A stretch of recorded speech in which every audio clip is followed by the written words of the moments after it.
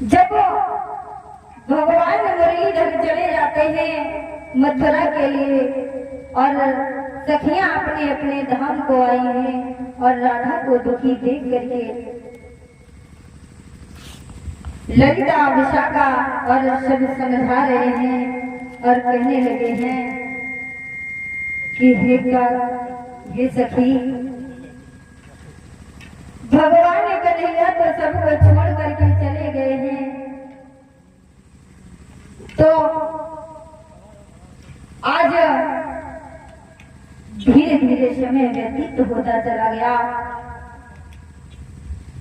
महाराज सुखदेव महाराज समझा रहे हैं राजन परीक्षित, इधर भगवान कन्हैया ने वृंदावन से मथुरा जा करके जब मथुरा में पहुंचे हैं, जिस समय कंसराज किसी न किसी राक्षस को भेजता रहा, भगवान श्याम सुंदर खेल ही खेल में उन राक्षसों का वध करते जा रहे हैं। धीरे धीरे वक्त गुजरता चला गया, कंसराज अपने शासन को करता रहा, लेकिन दिल में कभी वो खुश नहीं रह पाया। सोच रहा था कि मैं ऐसा क्या करूं जिससे कन्हैया और बलराम को मार डाले। एक दिन केसी को बुला करके भोजराज कंस ने कलाई पकड़ी और जवाब दिया है, भैया केसी, तेरे अलावा अब हमारा इस दुनिया में कोई नहीं रहा। और क्या बोला है,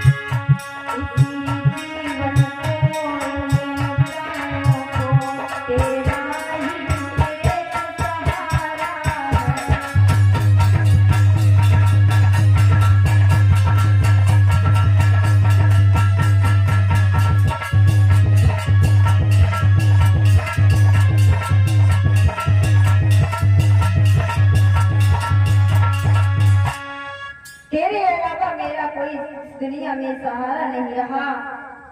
केसी कहने लगा, श्रीमान घबराइए नहीं, जब केसी घोड़ा बन करके गया तो भगवान कन्हैया के हाथ से उसका भी उद्धार हो गया। अब तो कंसराज सोचने लगा कि क्या करूं। तब तक बाबा नारद का आना हुआ। नारद को देख करके कंसराज ने क्या किया,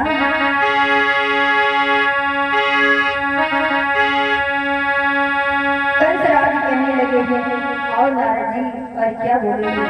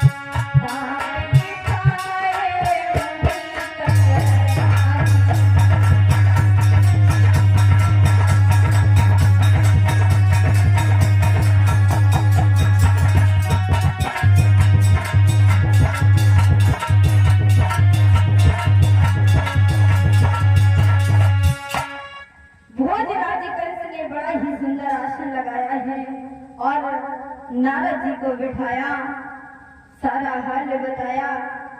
तो नारद जी कहने लगे, हे कंसराज, जब हम पहले आए थे तो तुम बड़े ही खुश नजर आया करते थे, आज क्या कारण है जो इतने दुखी से नजर आ रहे हो? तो नारद जी पूछने लगे,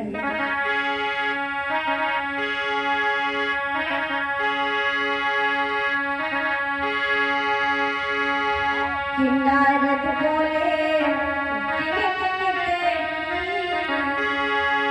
हर क्यों दशा बिगड़ी जाती है।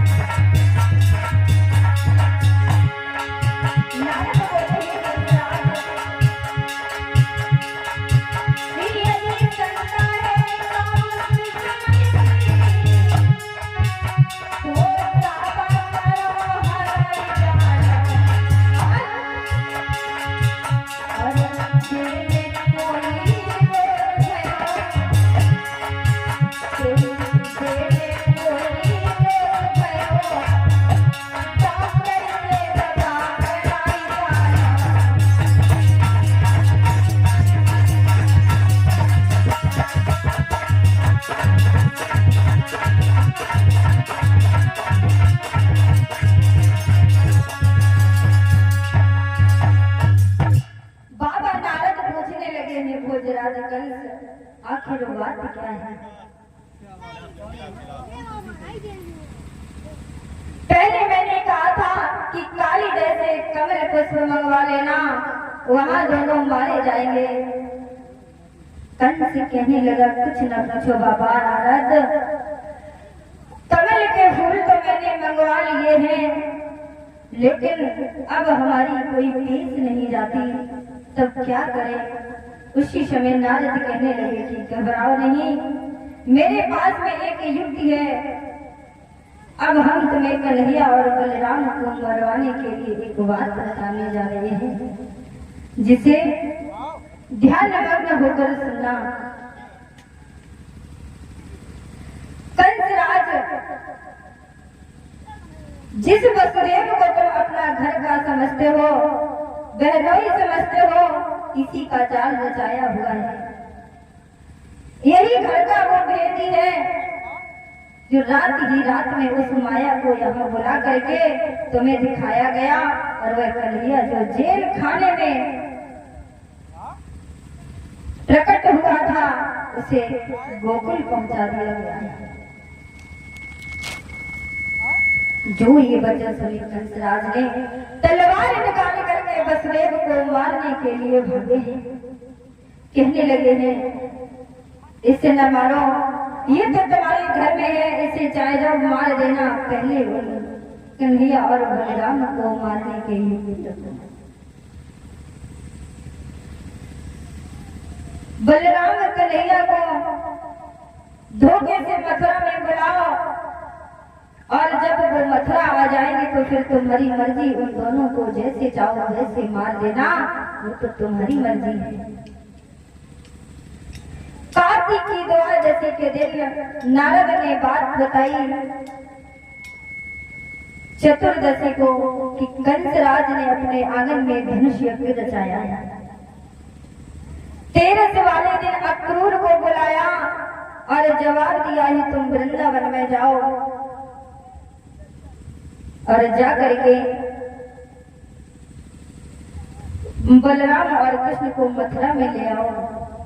अक्रूर बोले हैं कंसराज मैं तो चला जाऊंगा।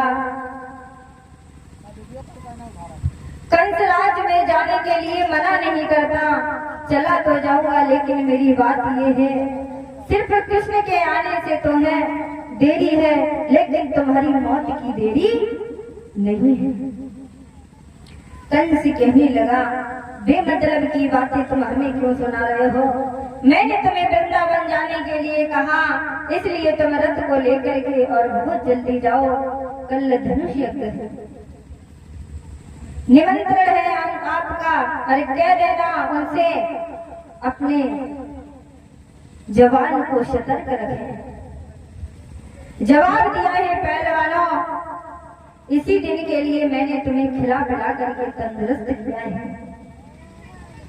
और कंसराज कहने लगा है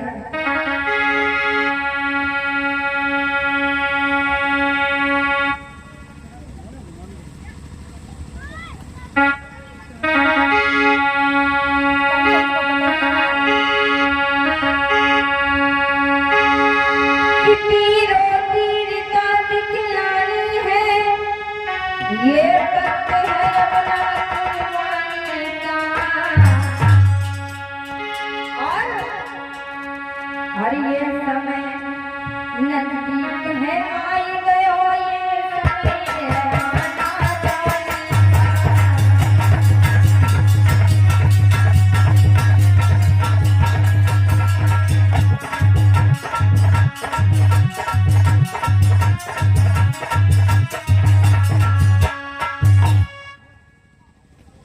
कहने लगे हैं कि तुम चले जाओ। तो आज